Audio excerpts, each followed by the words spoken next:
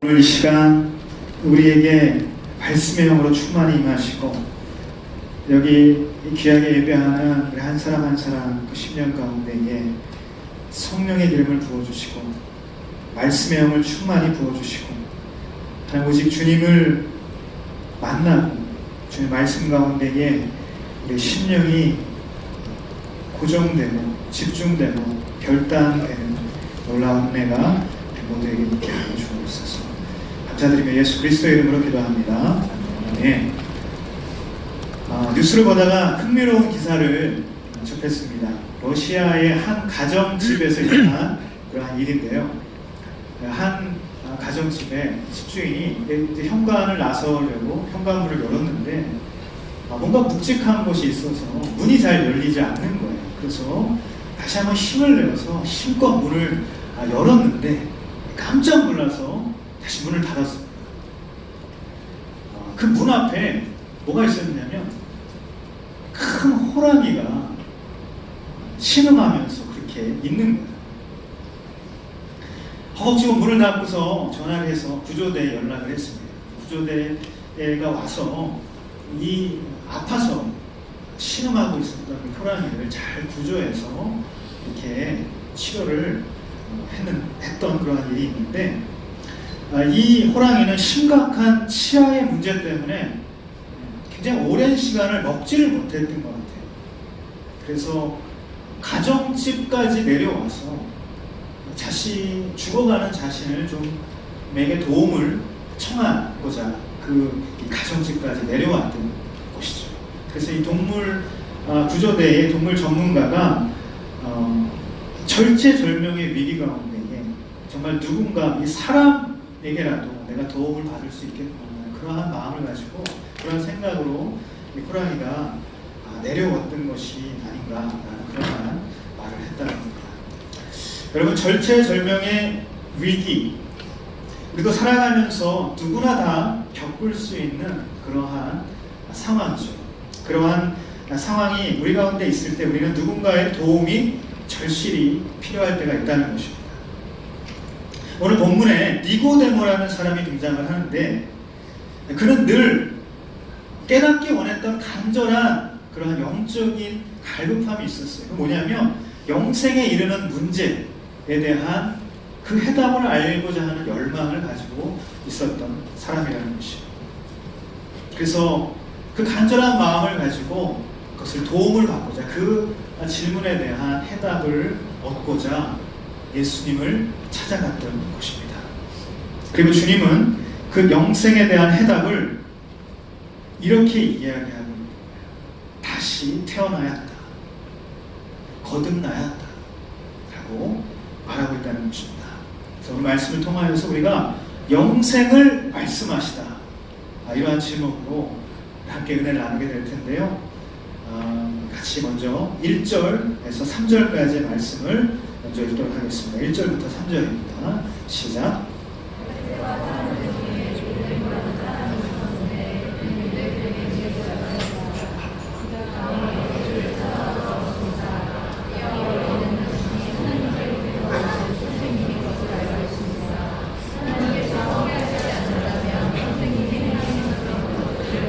행할 수 없기 때문입니다. 네. 첫 번째 우리가 나눌 메시지는 다시 따라합시다. 거듭남은 과거에 내가 죽고 예수로 다시 사는 변화입니다. 니고데모라는 이 사람에 대한 설명이 먼저 나오고 있습니다. 그는 바리새인이고 유대공회의 지도자였다라고 말하고 있습니다. 여기서 말하는 공회라는 말은 산헤드린 그 공회를 이야기하는 것이죠. 당시 유대 사회의 가장 최고의 의결기관, 사법기관이었습니다. 이 산헤드린 공회는 71명의 공회원으로 이렇게 이루어져 있습니다. 어떤 사람들이 그 공회를 이루고 있냐면 율법학자들, 그리고 귀족들, 제사장들, 이 종교 지도자들이 그 산헤드린 공회를 이루고 있는 사람들이라는 것입니다. 한마디로 니고데모가 그러한 사람이었다는 것은 그가 사회적인 엘리트였다. 그리고 그가 종교적으로 지도자의 그런 위치에 있었다는 것입니다. 그런 그가 밤에 예수를 찾아와 물었다라고 성경은 이야기하고 있습니다. 분명한 방문 목적은 무엇이냐면 무언가 묻기 위해서 왔다라는 것입니다. 그럼 무엇을 물어보기 위해서 방문한 것인가? 그의 심중에 있었던 그 간절한 궁금증, 어떻게 하면 영생을 얻을 수 있을까에 대한 질문이었을 것이라는 거예요.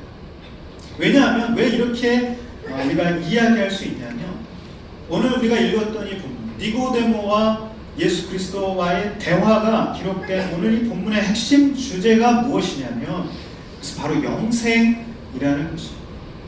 바로 이 영생에 대한 이야기를 기록하고 있기 때문에 바로 니고데모가 예수를 찾아와서 질문하고자 했던 바로 그 질문, 그 궁금증이 바로 이 영생에 대한 질문이었다라고 우리는 말할 수 있다는 것입니다. 니고데모는 그 질문을 하기 위해 예수를 찾아왔던 것인데 주님을 찾아간 니고데모는 단도직입적으로 물어본 것이 아니라 먼저 자기 자신이 예수를 잘 알고 있다고 이야기를 꺼내고 있다는 거예요. 그가 말하는 예수는 어떤 분이었습니까? 오늘 말씀에 보면 우리는 당신이 하나님께로부터 오신 선생님이라는 것을 잘 알고 있다고 이야기를 하고 있어요. 하나님께서 보내신 선생님인데 그 이유는 그가 당신이 행한 그 표적 때문이라고 그렇게 말하고 있다는 것입니다. 이 말은 무슨 뜻입니까? 당시 이 공회는 랍비, 이 선생님들로 이루어져 있다고 했죠. 이 선생님들은 보통 이 어떤 기준이 있어요. 뭐냐면 40세 이상이 되어야만 하고 어떤 학식을 갖춘, 교양을 갖춘, 종교적, 율법적으로 이렇게 많은 그러한 거쳐야 할 것들을 다 거친 그러한 사람들이 바로 공회의 회원이 되었다는 것입니다. 선생님, 곧 랍비라는 것으로 불림을 받았다는 거예요. 랍비의 자격이 주어졌다는 것입니다. 그런데 자, 하나님으로부터 오신 선생님이라고 지금 불렀어요. 예수님은 당시에 몇 살이었습니까? 뭐 이제 요한복음 초반인데요. 뭐 이제 30이 갓 넘은 그러한 나이였다는 것이에요. 예수는 선생님이라고 불리기에는 부적격자예요. 하지만 어떻게 이야기하냐면 하나님께서 보내신 선생님인데 당신이 이런 표적을 우리 가운데 행하셨기 때문에 그 표적은 아무도 할 수 없기 때문에 당신만 할 수 있기 때문에 당신은 선생님 자격이 부여됩니다 라고 지금 말하고 있습니다. 지금 표적이 자격을 부여한다라고 말하고 있다는 것입니다. 자, 그러한 것과 마찬가지 이치로 그가 예수 그리스도께 이야기를 하는 첫 번째 이야기가 뭐냐면 우리는 당신이 하나님께로부터 오신 선생님인 것을 잘 알고 있다. 우리는. 자, 지금 니고데모가 혼자 갔어요? 몇 명이랑 같이 갔습니까? 어디에도 같이 왔다는 이야기가 없어요. 이 밤에 오직 예수님과 니고데모가 지금 단둘이 대화하고 있는 장면이라는 것입니다. 그런데 왜 우리는이라는 말을 굳이 사용했을까? 이 우리는이라는 말은 공회를 말하는 것이죠. 공회. 즉 자기가 속한 집단이 이 공회인데 자기가 속한 집단이 소속된 곳의 권위가 자기에게 자격을 준다라고 지금 말하고 있는 거예요. 은연중에 그러한 이야기를 하고 있는 거예요. 표적을 행하셨기 때문에 당신은 선생님이라고 불릴 자격이 있습니다. 라고 지금 이야기한 것과 마찬가지죠. 나는 지금 여기에 속해 있는 사람이다. 우리는 이라고 이야기하면서 은연중에 자기가 어디에 속해 있는지를 이야기하면서 나는 그러한 자격이 있다라고 이야기하고 있는 거예요. 그 생각의 이면에는 나는 다른 사람들과 다르게 구별된 사람이다. 태생적으로, 종교적으로, 사회적으로 선택된 존재임을 밝히고 있다는 것입니다. 나는 이런 사람이다. 라는 것이죠. 그는 이 스스로 자격을 갖추고 있다고 여겼을 것입니다. 그래서 아마도 이 니고데모는 자신의 출생, 자신의 첫 번째 출생, 그것을 무척이나 자랑스러워 했을 것입니다. 그의 배경과 가정 환경과 자신이 누리고 있는 것과 자신이 배운 그런 학벌, 자신이 배운 그런 학식, 그런 모든 것을 자랑스럽게 생각했을 것이다. 하지만 주님은 그에게 두 번째 출생을 하지 않는다면 하나님 나라를 볼 수 없다고 단언하고 있다는 거예요. 하나님 나라를 볼 수 없다는 말, 그 말은 영생을 얻을 수 없다라는 의미이기 때문에 우리는 이 말씀을 어떻게 다시 이야기할 수 있냐면, 다시 태어나지 않으면 영생을 얻을 수 없다. 다시 태어나지 않으면 영생을 얻을 수 없다 라고 말할 수 있다는 것입니다. 영생에 대해서 궁금해서, 영생에 대한 그 궁금증 때문에 온 니고데모는 그의 완벽한 첫 번째 출생을 지우고 두 번째 출생을 해야 한다는 해답을 듣게 된 것이에요. 하지만 니고데모는 그 말의 의미를 이해했을까요? 이해하지 못했을까요? 전혀 지금 이해하지 못하고 있는 것이죠. 자, 오늘 말씀 가운데에 주님이 첫 번째 이 니고데모의 질문에 대한 대답으로 누구든지 다시 태어나지 않으면 하나님 나라를 볼 수 없다. 다시 태어나지 않으면 이라고 이야기를 하시는데, 이 다시 태어난다, 이 거듭난다라는 의미는 과연 무엇입니까? 원어적으로는 위로부터 태어난다라는 그런 뜻이 있습니다. 땅에서 태어난, 땅의 육적인 그런 이 첫 번째 출생, 그것이 아니라 하늘 위로부터 태어난 두 번째 출생, 다시 말해서 영적인 출생을 말하고 있다는 것입니다.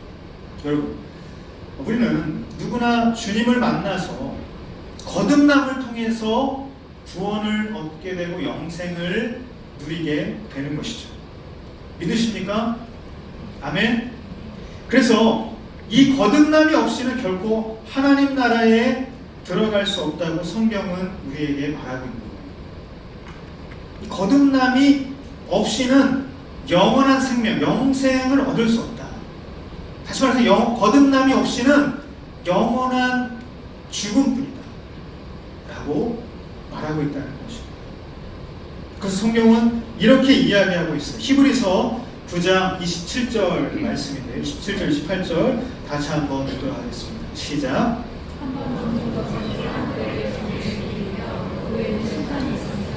이와 같이 그리스도께서도 많은 사람의 죄를 담당하시려고 자신을 내려오셨습니다.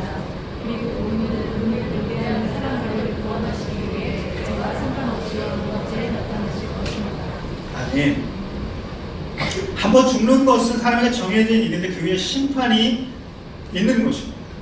그러니까 심판하러 오실 두 번째 나타나실 주님, 심판주로 오셔서 심판을 통해서 우리에게 둘째 사망에 이를 사람을 나눈다는, 가른다는 거예요. 여러분, 이 이야기의 그 다음 대목을 한번 자막이 준비되어 있는데, 계시록 20장 12절에서 14절까지 조금 긴데 계속해서 읽어보도록 하겠습니다. 시작. 큰 사람이든 작은 사람이든 중한 사람들이 그 부자 앞에 서 있는 것을 보았습니다. 책들이 펼쳐져 있는데 또 다른 책, 생명의 책도 있었습니다. 죽은 사람들의 책들 안에 심판을 받았는데 그 안에는 그들의 행위가 그렇게 있었습니다. 또 하나님은 속에 있던 죽은 사람들을 내놓고 사망과 암으로 그 속에 있던 죽은 사람들을 내놓았습니다. 그리고 각 사람은 자기가 행하는 것을 따라 심판을 받았습니다. 그리고 나서 사망과 암으로 둘째였습니다. 이것이 바로 둘째 사망. 여러분, 이것이 뭐 행위로 구원을 받는다, 뭐 이러한 의미를 지금 여러분에게 이야기하고 있는 것이 아닌 것은 여러분 잘 아시죠? 그것을 이야기하는 것이 아니라 무엇이냐면 거듭남이 있느냐 없느냐, 거듭남이 있느냐 없느냐, 바로 그 이야기를 말씀하고 있는 것입니다. 자, 둘째 상황, 다시 오실 주님께서 심판주로 오셔서 둘째 사망에 들어갈 사람, 둘째 사망에 들어가지 않고 영원한 생명을 누릴 그런 사람, 나눌 그 심판이 그때 이루어지는데, 우리 모두가 한 번 죽는 것은 정해진 것이라고 말씀하십니다. 자, 이 이야기를 다시 말해서 다 종합해가지고 어떻게 이야기할 수 있냐면, 한 번 태어나는 것. 자, 한 번 태어나는 사람은, 한 번만 태어나는 사람은 두 번 죽는 것. 그렇죠. 그런데 두 번 태어나는 사람은 한 번만 죽는다. 무슨 말인지 여러분 이해하세요?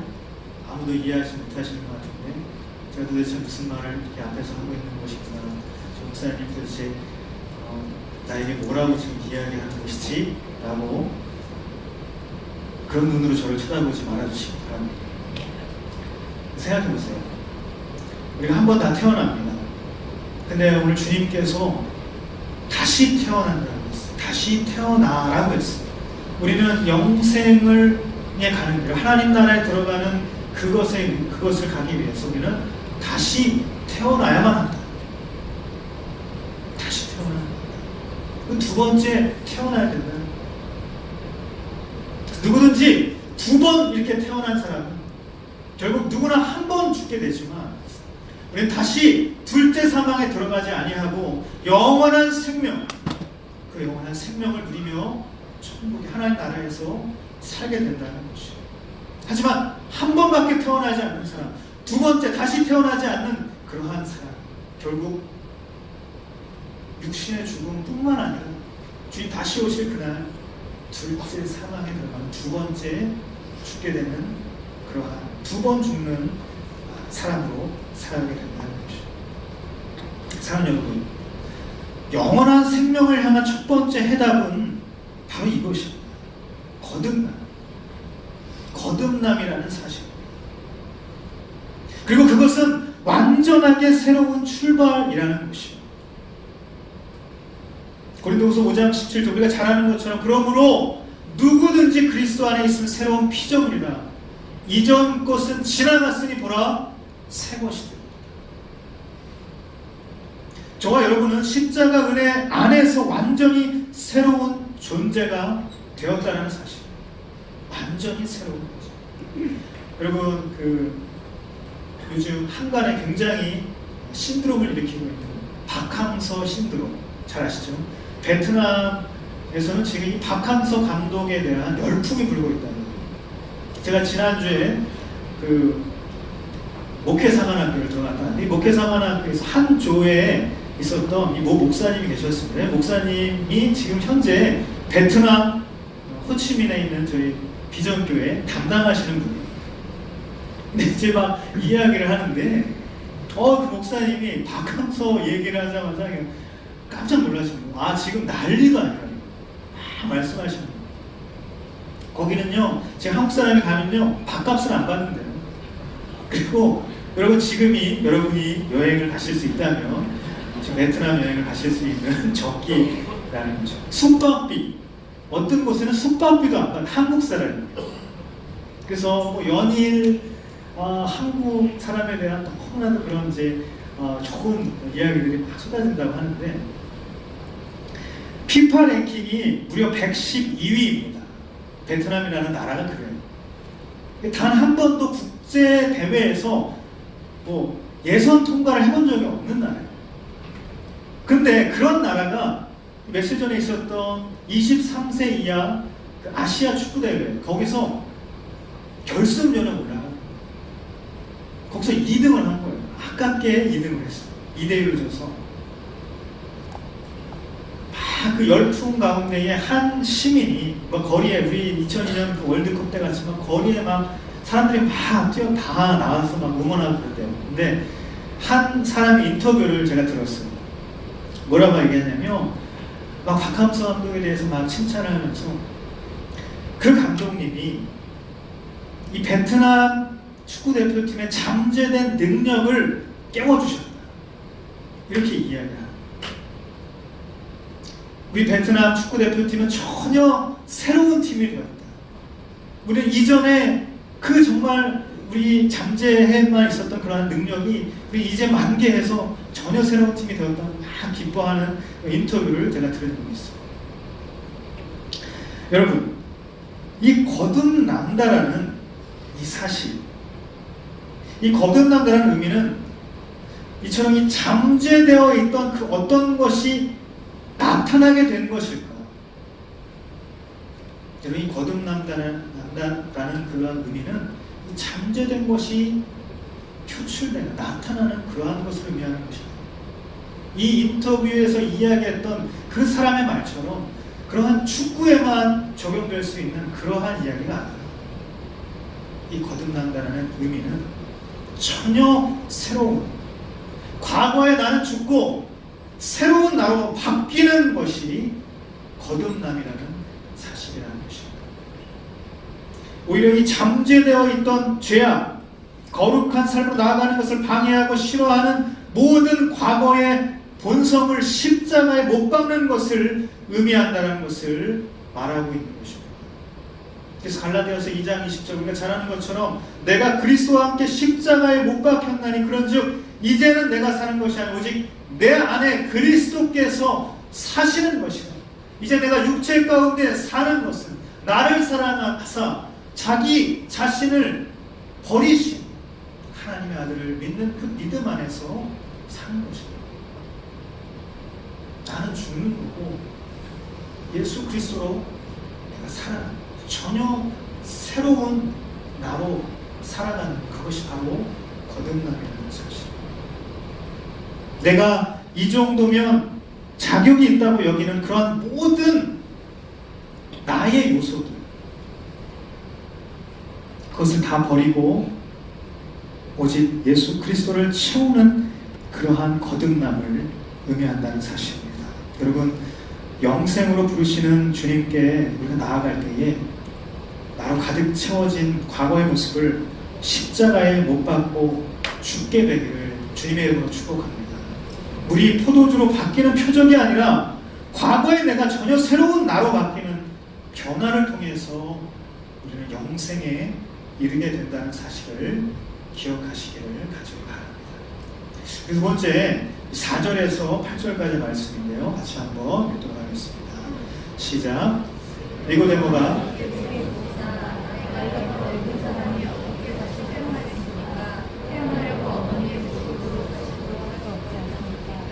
예수께서 내가 진실로 내게 말한다. 누구든지 물과 성령으로 태어나지 않으면 하나님 나라에 들어갈 수 없다. 육체에서 성령으로 다시 태어나야 한다라고 말한 것은 너희는 성령이 말하라. 바람은 불고 싶은데 너는 그 소리를 듣지만 남이 어디서 오는지 어디로 가는지 알지 못한다. 성령으로 태어난 사람도 모두 네. 두 번째 우리가 나눌 메시지는 다시 한번 따라합시다. 거듭남은 오늘을 성령님과 함께 살아가는 것입니다.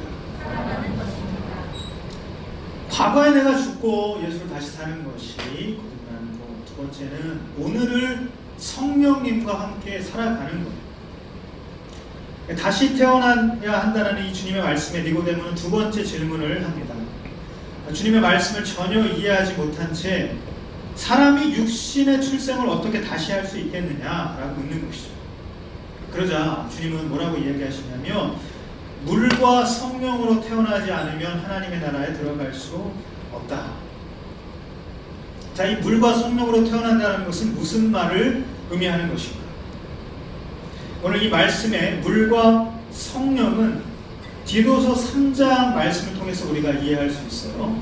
디도서 3장 5절 말씀입니다. 다시 한번 읽어보겠습니다. 시작. 그분이 우리를 구원하셨다. 이는 우리의 의로 힘이 때문이 아니라 오직 그분의 자비 때문이다. 그분은 거듭나게 씻어주시고 성령의 새롭게 하신 분인데 구원하셨다. 개역개정에는 중생의 씻음과 성령의 새롭게 하심으로 구원을 받는다.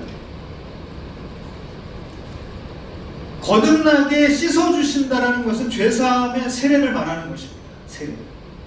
이 세례를 통해서 예수와 연합한 자가 성령의 새롭게 하심으로 인해서 구원의 은혜를 얻게 된다 라는 말을 말씀하고 있는 것이죠. 다시 말해서 이 죄사함의 구원뿐만 아니라 날마다 성령으로 새롭게 되어서 우리는 구원을 이루어가는 것, 바로 그것이 참된 거듭남의 삶이라고 말씀하고 있는 것이에요. 즉 성령의 새롭게 하심은 바로 성도의 성화, 날마다 우리가 살아가는 이 신앙 생활을 말한다는 것입니다. 그러면서 8절에 뭐라고 이야기하냐면, 바람은 불고 싶은 대로 분다. 너는 그 소리를 듣지만 바람이 어디서 오는지 어디로 가는지 알지 못한다. 성령으로 태어난 사람도 모두 이와 같다라고 말씀하십니다. 성령으로 태어난다는 것의 의미를 비유로, 이 바람이라는 비유로 말씀하십니다. 여러분, 성경에서 바람과 성령은 같은 원어로 이루어져 있죠. 그래서 뭐냐면 헬라어로 푸뉴마라는 단어인데, 이 소리를 듣지만, 이 바람이, 이 성령이 소리를 듣지만 내 마음대로 조종할 수 없는 것, 그것처럼 성령도 마찬가지입니다. 성령으로 태어난다는 것의 의미는 바람처럼 내 마음대로 사는 것이 아니다. 성령께서 이끄시는 대로 살아간다는 것을 의미한다는 것입니다.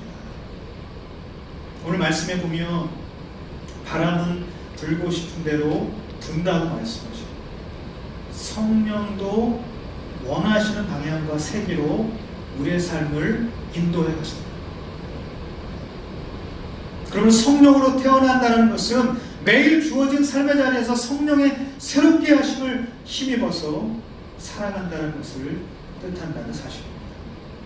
이전에 내 능력과 내 관점으로 살아왔다면 그것을 성령의 바람에 온전히 맡기고 의지하며 살아간다는 것을 바로 거듭난 삶이라고 그렇게 이야기한다는 것입니다. 제가 한번 이야기한 것 같은데요. 제가 배를 한번 탄 적이 있어요. 배를 타고 여행을 한 적이 있는데, 배를 타고 육지에서 섬으로 가는데, 이 섬으로 갈 때는 출발을 하고서 이 도치를 올려가지고 가는데, 갈 때는 한 2시간이 걸린 거예요. 그런데 다시 이 섬에서 다시 돌아올 때는 1시간밖에 안 걸리는, 같은 거리였는데 그밖에 안 걸리는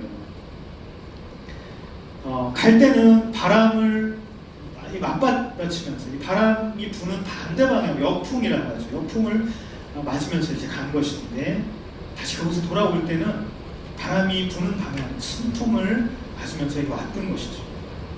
이 순풍에 돛을 단다라는 말이 있지 않습니까?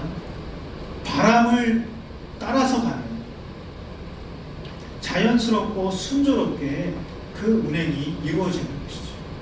그리고 아주 빠르게 그 운행이 이루어진다는 것입니다. 하지만 바람과 다른 방향으로 가면 어떻습니까? 굉장히 힘들죠. 그리고 어렵죠. 그리고 오래 걸린다는 거예요. 사랑하는 여러분, 저와 여러분의 인생의 동력이 성령님의 인도하심이 되기를 주님의 이름으로 축복합니다. 영생의 삶으로 부르시는 주님께 우리가 나아갈 때에 바로 오늘 나의 삶의 자리에서 매 순간 말씀하시고 운행하시는 그 성령님의 소리에 우리가 귀를 기울이고 그 성령의 바람에 삶의 방향을 의탁하며 살아갈 수 있게 되기를 간절히 바랍니다. 우리 마지막으로 9절에서 16절까지 끝까지 쭉 읽도록 하겠습니다. 시작. 니고데모가 예수께 물었습니다. 예수께서 말씀하셨습니다. 너는 이스라엘의 선생님이면서 내가 진실로 되겠다. 우리는 아는 것을 말하고 무엇을 두고하는데 너희는 우리 증거를 받아들이지 않고 있다. 내가 하나님의 것을 말해도 너희가 믿지 않는데 하물며 하늘의 것을 말하면 어떻게 믿겠느냐. 하늘에서 내려온 사람 인자 외에는 하늘로 올라간 사람이 없다. 모세가 광야에서 뱀을 들어올린 것 같이 인자도 들어야 한다. 그것은 그를 본 사람마다 영생을 얻게 하는 것이다. 하나님께서 세상에 저성 살아나셔서 외아들을 주셨으니 우리는 그를 믿는 사람마다 멸망하지 않고 영생을 얻게 하려는 것이다. 아멘. 세 번째 메시지 다시 한번 따라합시다. 거듭남은 날마다 믿음으로 십자가를 바라보는 것입니다. 세 번째 질문입니다. 어떻게 이런 일이 있을 수 있습니까? 계속해서 이해하지 못하는 이 니고데모에게 주님은 너는 이스라엘 선생님이면서도 어떻게 이해하지 못하느냐라고 그렇게 말씀하시죠. 그러면서 육체에서 너는 이스라엘 선생님이면서 우리는 아는 것을 말하고 본 것을 증언하는데 너희는 우리 증언을 받아들이지 않고 있다. 내가 땅의 것을 말하는 너희는 믿지 않는데 하물며 하늘의 것을 말하는데 어떻게 믿겠느냐라고 그렇게 말씀을 하시고 있습니다. 여러분, 이 11절의 이 말씀의 의미는 무엇입니까? 하늘의 것을 말하고 그것을 믿는 것이 영생의 길이라고 말씀하시는 거예요? 그렇지 않은 거예요?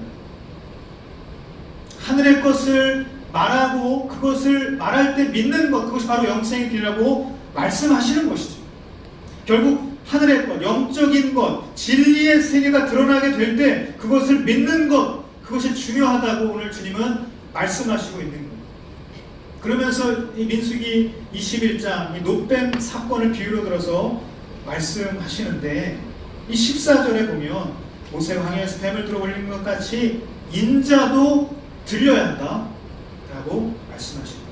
들려야 한다 라는 말, 이 말의 용법은 당시에는 십자가상에서 죽는 것, 이 죽음을 완곡하게 표현할 때 바로 이렇게 들려야 한다라는 말을 썼다고 합니다.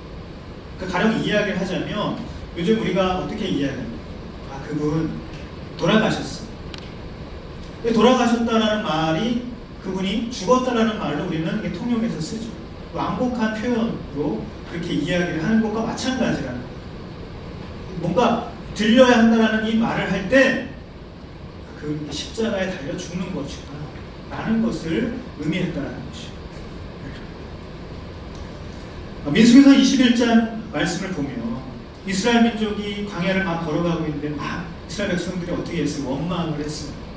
원망을 하자 하나님께서 허구한 날 원망하는 이 이스라엘 백성에게 심판을 가하시죠. 어떻게 하십니까? 불뱀을 보내시죠. 뱀에 막 물려요, 사람들이.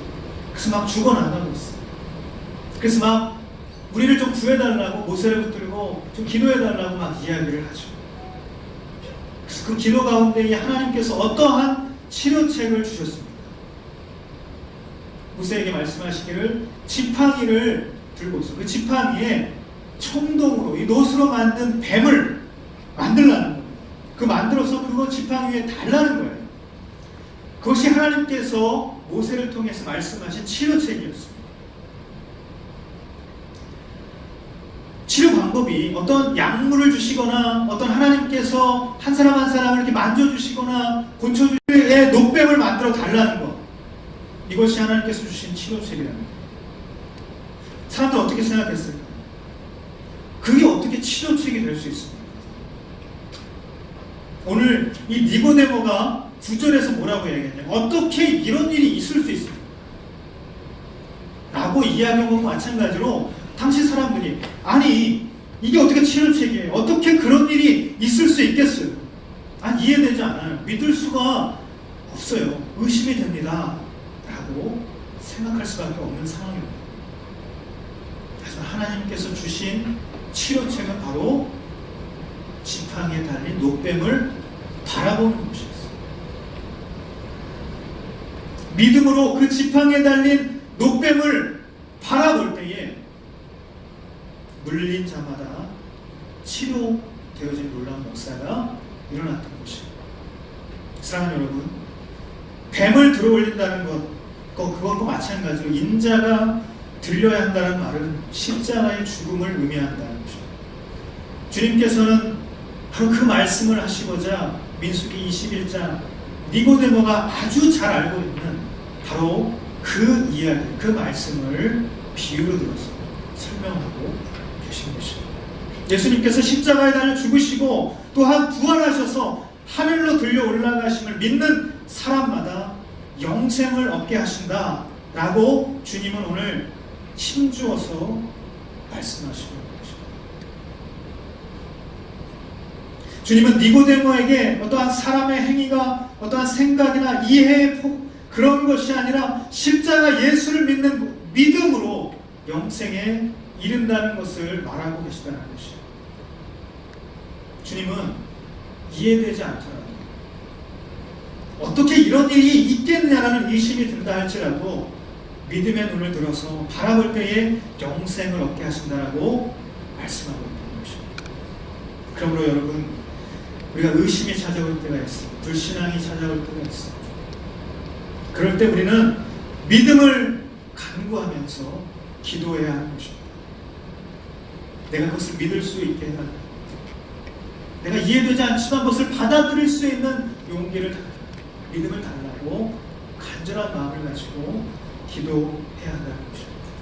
그러면 주님께서 그 주님의 십자가 죽음이 나를 위한 죽음이었음을 우리에게 깊이 경험시켜 주실 것입니다. 바로 그 믿음을 가질 때 저와 여러분은 비로소 거듭나게 된다는 사실. 제가 중3 때 주님을 인격적으로 만났어요. 믿음의 집 기도원에 중3 때 수련회를 갔어요. 거기서 주님을 인격적으로 만나는 체험을 하게 됐어요. 십자가의 죽음이 처음으로 나를 향한 죽음이다. 십자가에 죽으셨는데 그게 진짜 내 죄 때문에 죽으셨구나. 그것을 내가 깨닫게 됐다. 십자가를 바라보면서 나의 모든 과거의 죄를 주님께서는 샅샅이 생각나게 하셨어요. 그 죄를 전부, 나의 그 모든 죄를 다 짊어지시고 십자가에 달리신 주님께서 빛나는 영광으로 부활하셔서 나의 손을 잡아주셨어요. 저는 그 장면을 잊을 수가 없어요. 그것이 지금도 생생하게 기억됩니다. 여러분, 이 십자가 죽음의 사건, 십자가 사건이 정말 나를 위한 사건입니다. 정말 나를 위한 하나님의 사랑이구나. 그것을 경험하게 되는 거예요. 그 십자가를 바라볼 때의 믿음으로 나아가면 하나님께서 그러한 은혜를 우리 가운데에 베풀어 주시고 있습니다. 사랑하는 여러분, 십자가 죽음을 통해 나를 구원하신 주님을 나의 구주로 믿는 그 믿음으로 굳건하게 서게 되기를 예수님의 이름으로 축복합니다. 니고데모는 표적을 행하였기 때문에 영생을 말할 자격이 있다고 생각된 그 예수를 찾아갔지만 주님께서는 영생에 이르기 위해 자격이 아니라 믿음이 필요하다고 말씀하시고 있는 거예요. 인간의 이해의 폭이 아니라 어떤 그런 이해되고 믿기는 그러한 방법으로 영생을 얻을 수 있는 것이 아니라 마치 그것을 어떻게 믿습니까? 지팡이에 달린 노뱀을 쳐다본다고 내가 어떻게 날 수 있습니까? 아니, 십자가에 달려 돌아가신 그 주님이 어떻게 내 죄를 다 짊어지고 가셨습니까? 난 도대체 그것을 믿을 수가 없습니다. 난 이해가 되지 않습니다. 이렇게 내가 이해되고 내가 믿을 수 있는 그러한 방법이 아니라 내가 믿을 수 없다 하더라도, 내가 의심이 있다 하더라도, 내가 믿음의 눈을 간구할 때에 주님께서는 그 십자가 사건을 우리가 믿음의 눈으로 바라보며 그것이 나를 향한 주님의 사랑이요 주님의 그 놀라운 은혜임을 깨닫게 하신다. 사랑하는 여러분, 니고데모라는 사람을 바라볼 때에 어쩌면 참 저와 여러분의 모습이 있지 않은가 생각을 해보게 됩니다. 영생에 대한 호기심과 간절한 열망을 가지고 살아간다 하지만 우리 안에는 여전히 나의 삶에 표적을 행하시는 주님만이 중요할 때가 많다는 것이에요.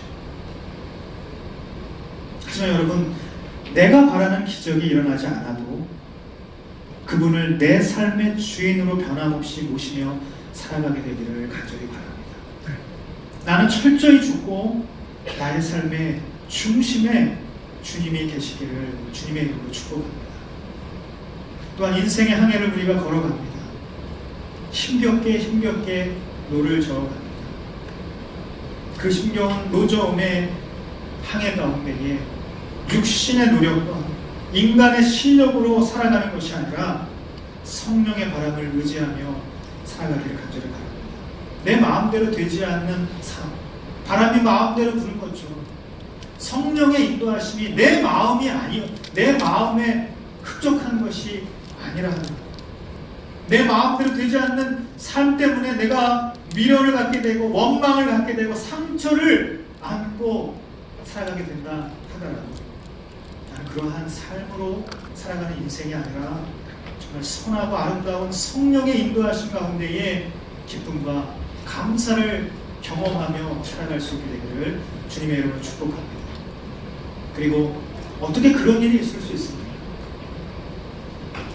의심하고 반문하고 불신한 가운데 사는 인생이 아니라 사랑에 대한 확신을 가지고 십자가 주님 부활하셔서 지금도 저와 여러분의 가운데에 바로 이 공간 가운데에 우리의 심령 가운데에 살아계신 그 주님을 믿는 믿음이 매 순간 새롭게 또 견고하게 새겨지는 그러한 삶을 살아갈 수 있게 되기를 주님의 이름으로 축복합니다. 사랑하는 여러분, 주님은 바로 이 순간에도 영생으로 우리를 초대하고 계십니다. 영생의 길은 바로 이 순간에도 변함없이 신실하게 우리 가운데 열려져 있다는 것입니다. 그 주님은 십자가를 통해서 우리에게 지금도 계속해서 말씀하고 계십니다. 영생은 오직 거듭남을 통해서 가능하다. 그것을 통해서만 이루어진다고 오늘 말씀을 통해서 우리에게 이야기하고 계십니다. 다시 태어난다라는 이 말, 거듭나온다라는 이 신비를 우리 안에서 이루어 가시는 성령님을 여러분 의지하십시오. 그러면 거듭남이란 변화이고, 거듭남이란 동행이고, 거듭남이란 십자가를 바라보는 믿음이라는 그 사실을 우리가 깨닫게 되는 것입니다. 나의 과거를 완전히 바꾸시는, 나의 현재를 선하게 인도하시는,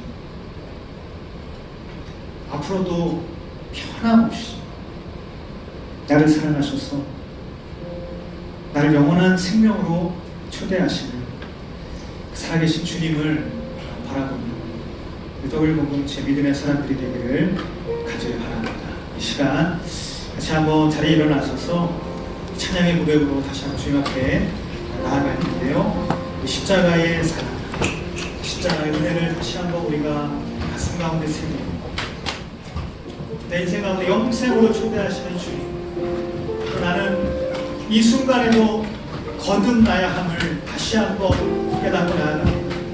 그 거듭남은 오직 나의 과거는 죽고 예수 그리스도로 살아날 때에 나는 그러한 바뀌는 변화를 통하여서 이루어진다는 사실, 내 인생의 모든 걸음걸음이 성령님의 인도하심을 따라서 하루하루 살아갈 때에 내가 영생에 이르게 됨을 다시 한번 깨닫게 됩니다.